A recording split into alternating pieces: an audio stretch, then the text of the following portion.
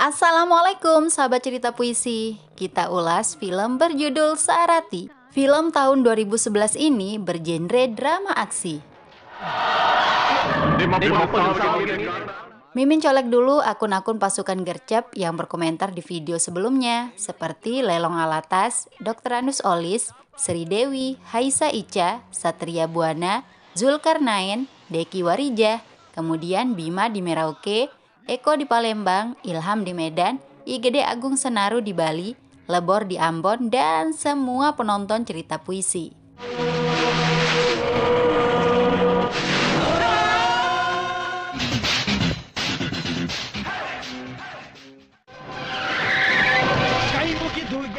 Raja yang diperankan Darshan adalah sopir bajai. Dia menjalani hidup dengan bahagia di kota Bangalore, India.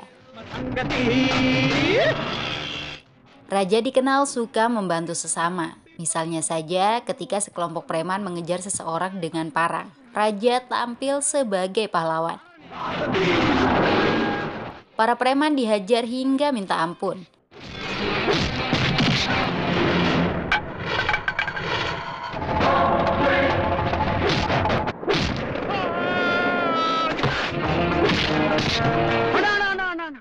Karakter Raja tidak disukai ayahnya. Jangan sampai Raja mendapat bahaya karena sering membantu orang, apalagi jika bertengkar dengan preman. Respon Raja tetap mengutamakan prinsip hidupnya. Dia akan selalu berdiri tegak membela siapapun tanpa rasa takut.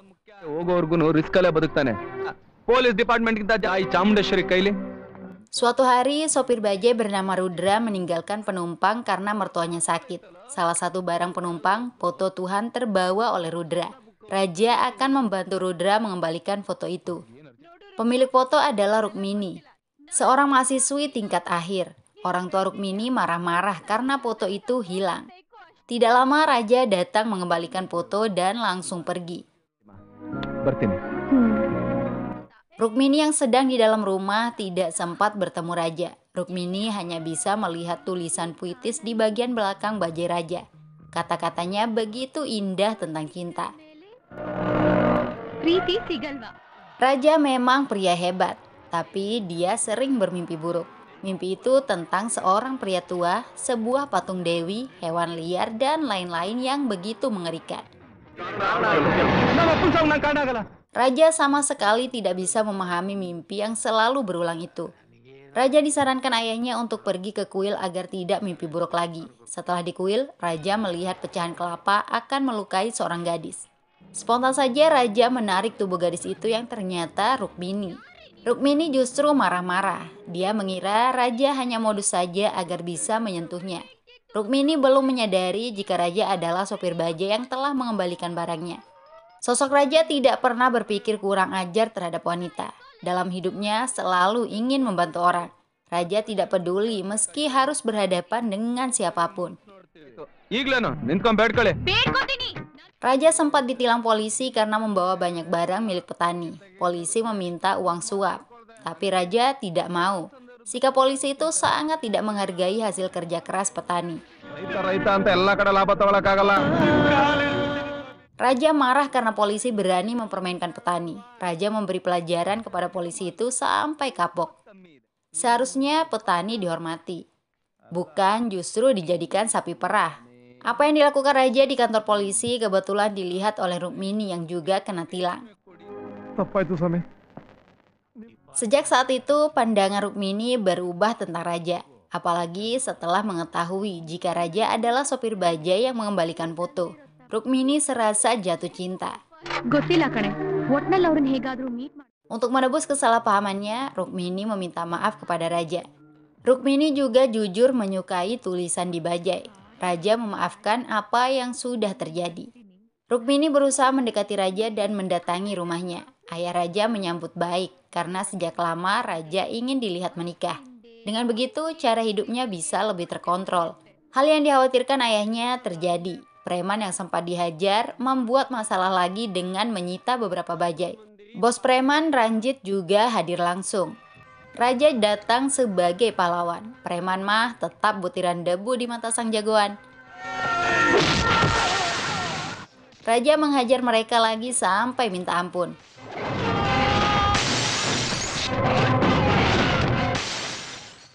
ಮೊದಲು ಫೀಲ್ಡ್ ನ ಕರೆಕ್ಟ್ ಆಗಿ ತಿಳ್ಕೊ.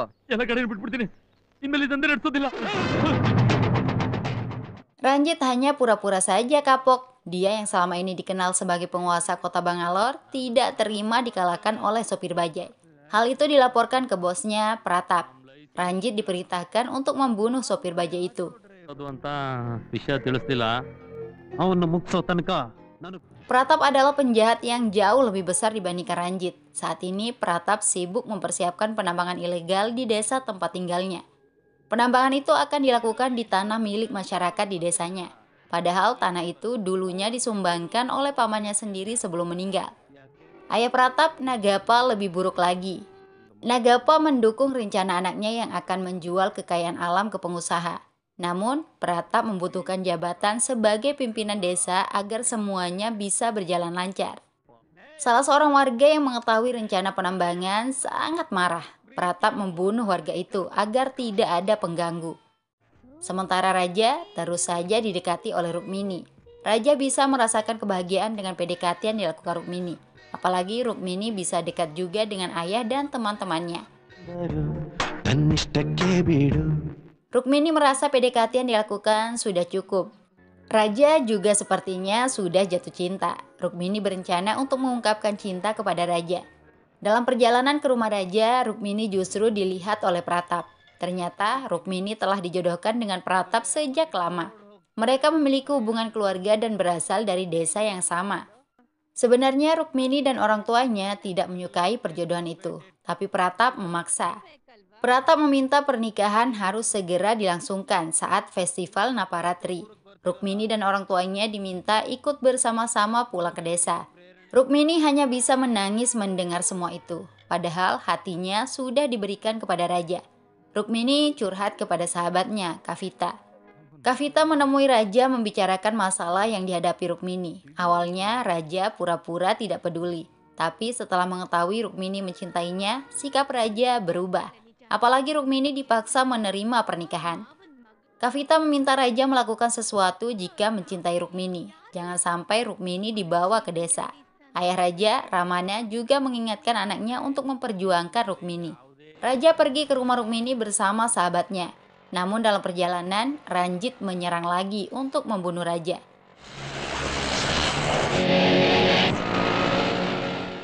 Jumlah preman cukup banyak sehingga Raja kesulitan melarikan diri. Akibatnya, Raja terlambat dan tidak bisa bertemu dengan Rukmini.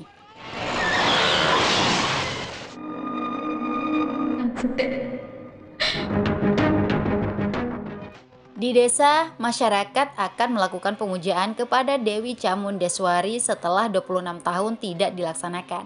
Seorang suami memimpin acara itu. Pemujaan terasa tidak sempurna karena kalung Dewi Chamundeswari tidak ada.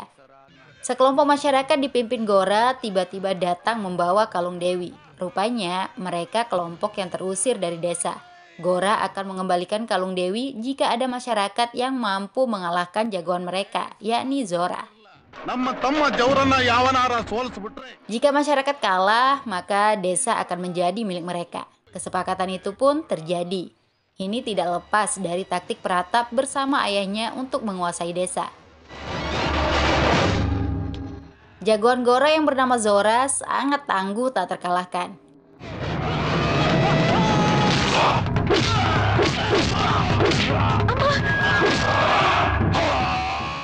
Rencananya, Pratap yang akan tampil terakhir untuk mengalahkan Zora, sehingga Pratap dianggap pahlawan desa.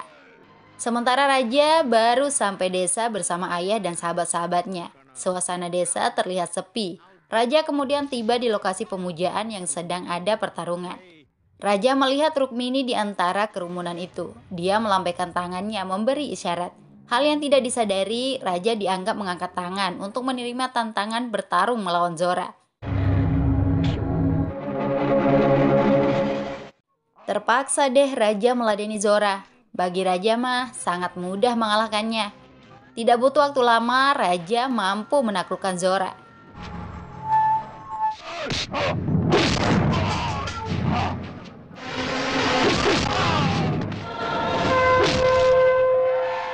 Apa yang dilakukan raja secara tidak sengaja menyelamatkan nasib desa. Raja adalah orang yang mengembalikan kalung dewi dan kehormatan desa.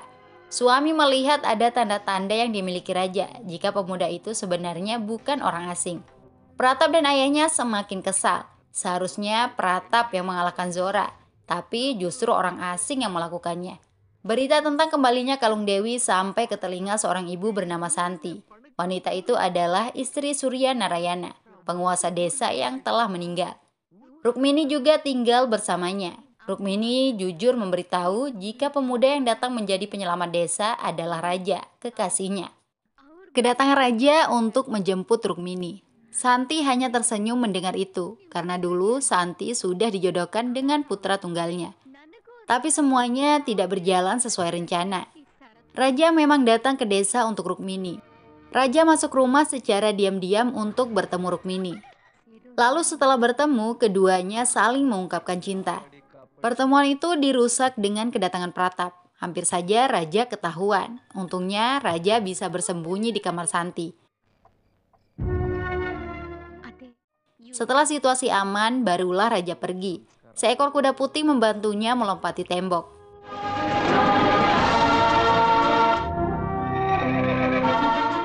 Mimpi raja yang selalu menghantui datang lagi. Saat terbangun, kuda putih tadi mendatanginya. Raja diajak menuju sebuah tempat patung dewi. Patung itulah yang sering hadir dalam mimpinya. Raja jadi sakit kepala dan pingsan.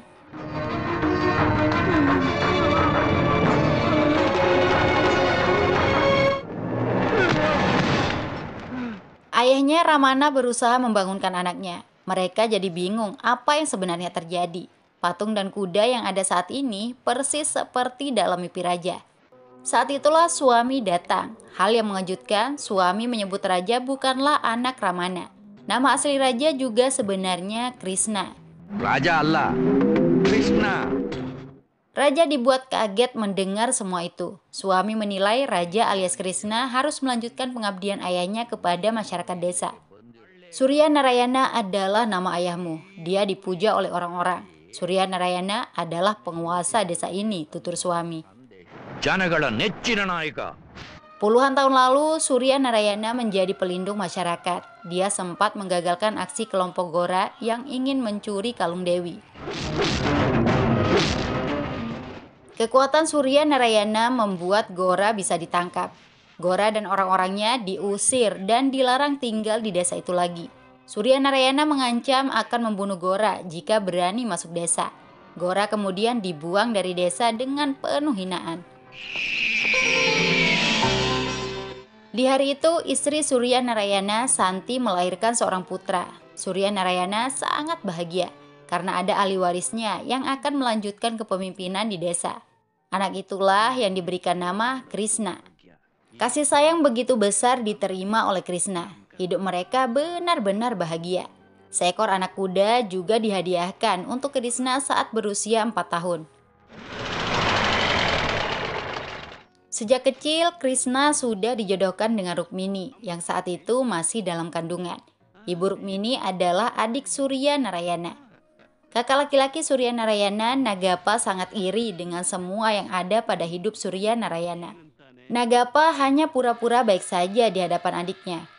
Anak Nagapa, Pratap, juga berhati busuk sejak kecil. Dia ingin mendapatkan semua yang dimiliki Krishna, baik itu kuda maupun calon istri Krishna.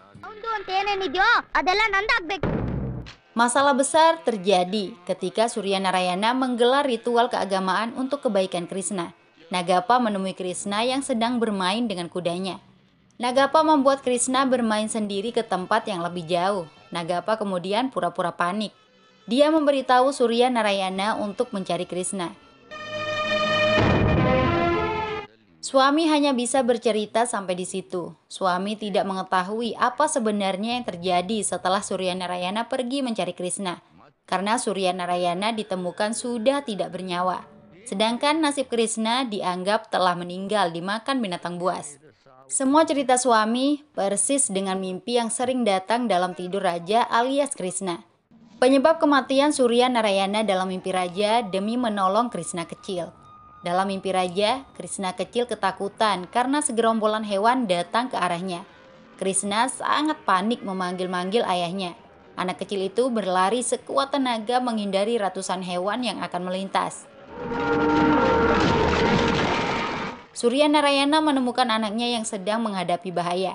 Secepat mungkin Surya Narayana berlari menggendong anaknya. Krishna berhasil diselamatkan, tapi tubuh Surya Narayana diinjak-injak ratusan hewan itu.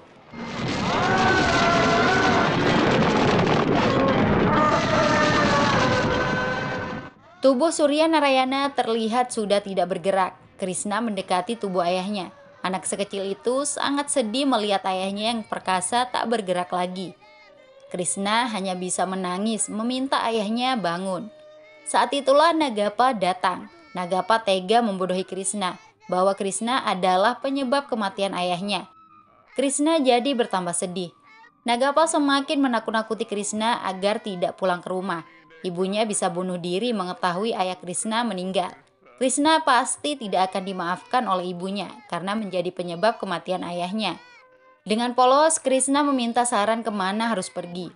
Nagapa menyuruh Krishna lari sejauh mungkin. Krishna yang ketakutan berlari hingga jatuh. Dari situlah Krishna ditemukan oleh Ramana, pria yang selama ini menjadi ayah raja alias Krishna. Kini raja sudah mengetahui identitas aslinya. Raja yang seorang sopir bajai ternyata anak tunggal Surya Narayana, sultan di wilayah itu, dan penguasa yang dicintai masyarakatnya. Suami memberitahu jika ibu kandung raja juga masih hidup. Ibunya selalu yakin jika anaknya akan kembali suatu saat nanti. Raja sangat bahagia mendengar dirinya memiliki ibu, tapi raja meminta agar semua ini dirahasiakan. Raja belum siap bertemu ibunya karena menjadi penyebab kematian ayahnya. Raja harus bisa menahan rindu kepada sang ibu. Meski begitu, raja diam-diam pergi menengok ibunya yang sedang tertidur. Ingin sekali rasanya raja bersimpuh di kaki ibunya, tapi lagi-lagi semuanya harus ditahan. Suasana itu dirusak dengan kedatangan Nagapa dan Pratap. Raja langsung bersembunyi. Santi yang merupakan ibu raja alias Krishna bisa merasakan kehadiran anaknya. Dia yakin anaknya sudah kembali. Hal itu membuat raja terharu. Kedatangan Nagapa meminta agar Pratap disetujui menjadi penerus tahta Surya Narayana. Tapi Santi menolak itu. Posisi Surya Narayana akan tetap dilanjutkan oleh anaknya Krishna, sang pewaris. Identitas asli raja rupanya diketahui oleh Rukmini. Ayah angkat raja sudah menceritakan semuanya. Rukmini mendukung apapun sikap dan keputusan raja. Besoknya, Pratap membawa pengusaha pertambangan dan alat berat ke lokasi. Penambangan akan dimulai. Pratap tidak peduli meski masyarakat menolak keras. Masyarakat tidak berani melawan. Saat itulah alat berat dihentikan oleh seseorang. Siapa lagi kalau bukan raja?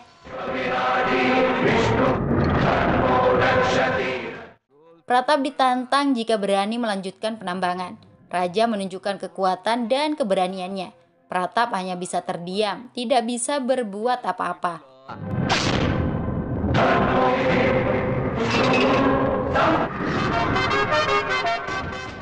Tindakan raja membuat Pratap benar-benar kesal. Dia penasaran siapa sebenarnya raja yang selalu ikut campur. Raja justru datang kembali menemui Pratap dan ayahnya. Raja memberikan peringatan agar Pratap tidak lagi coba-coba melakukan penambangan di desa.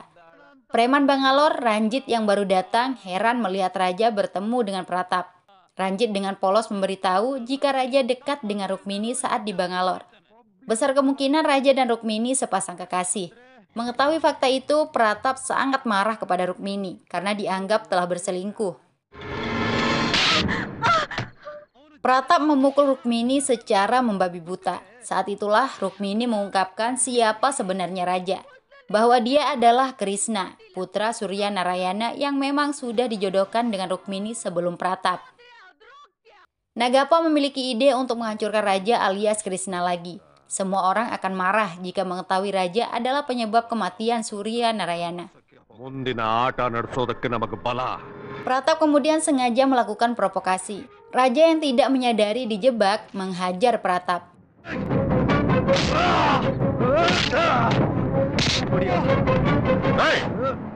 Nagapa lalu datang bersama masyarakat dengan berpura-pura menghentikan kebrutalan raja. Ketika semua orang sudah berkumpul, identitas asli raja terungkap. Ibu kandung raja sangat bahagia mengetahui itu. Tapi Nagapa memainkan sandiwaranya bahwa raja alias Krishna adalah penyebab kematian ayahnya. Krishna telah melarikan diri puluhan tahun, lalu kini kembali untuk mengambil warisannya dan menguasai desa. Ibu raja jadi marah mendengar itu, apalagi raja tidak bisa membantah jika dirinya adalah penyebab kematian ayahnya. Raja diusir oleh ibunya sendiri karena dianggap tidak layak berada di desa. Seandainya saya tahu kamu menjadi alasan kematian ayahmu, saya akan membunuhmu saat lahir. Pergi, jangan tunjukkan wajahmu lagi, ujar sang ibu menangis. Raja tidak bisa berbuat apa-apa. Dia pergi dengan perasaan hancur. Kekhawatirannya terjadi juga. Tubuh Krishna terasa lemah mengingat kata-kata ibunya. Nagapa dan Pratap datang menyusul raja. Gora juga ikut. Raja dihajar habis-habisan tanpa memberi perlawanan.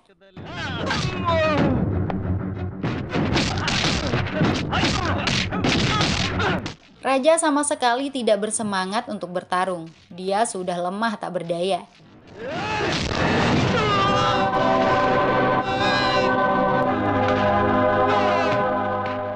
Untuk membuat Raja alias Krishna semakin sakit hati, Nagapa menceritakan apa yang sebenarnya terjadi.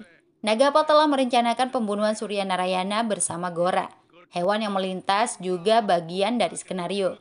Ternyata Surya Narayana belum mati setelah diinjak-injak hewan. Tapi Nagapa dan Gora lah yang menghabisi nyawa Surya Narayana. Lalu Krishna kecil dijadikan kambing hitam. Hati raja benar-benar sakit mengetahui ayahnya telah dibunuh. Nagapa juga akan membunuh raja seperti saat masih kecil dulu dengan ratusan hewan. Raja berusaha menyelamatkan diri. Kudanya datang membantu.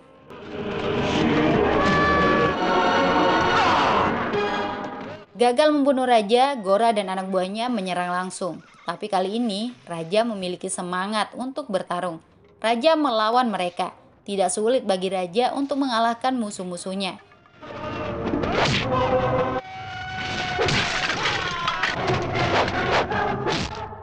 Sementara Nagapa dan Pratap sudah berada di lokasi perayaan desa. Pratap akan dinobatkan menjadi kepala desa. Raja datang menghentikan itu. Raja mengungkapkan fakta jika pembunuh ayahnya, Surya Narayana, adalah Nagapa bersama Gora. Pengakuan itu mengagetkan semua orang. Nagapa dengan tegas memberikan bantahan, tapi Raja memiliki bukti yang tak terbantahkan. Gora diseret menjadi saksi. Gora mengakui jika dirinya sangat dendam kepada Surya Narayana yang telah mengusirnya dari desa. Karena itulah pembunuhan direncanakan bersama Nagapa. Nagapa yang berambisi menguasai desa sudah tidak bisa menghindar lagi. Raja alias Krishna diserang untuk dibunuh. Raja sendirian melawan musuh-musuhnya yang cukup banyak. Pertarungan sengit terjadi antara Raja dan Pratap. Ketika Pratap akan menusuk Raja, justru mengenai Nagapa.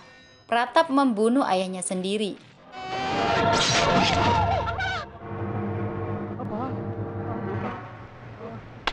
Raja kemudian ingin menghabisi nyawa Pratap juga. Ibu kandungnya menghentikan amarah Raja. Ibunya tidak ingin Raja membunuh orang. Pratap justru masih ingin membunuh Raja. Masyarakat yang kemudian mengeroyok Pratap hingga tak bernyawa. Lalu tubuhnya dilempar ke air. Semua penjahat akhirnya mati. Rukmini juga dinikahi. Raja alias Krishna akan menjadi penguasa di desanya sendiri. Film selesai. Bye-bye.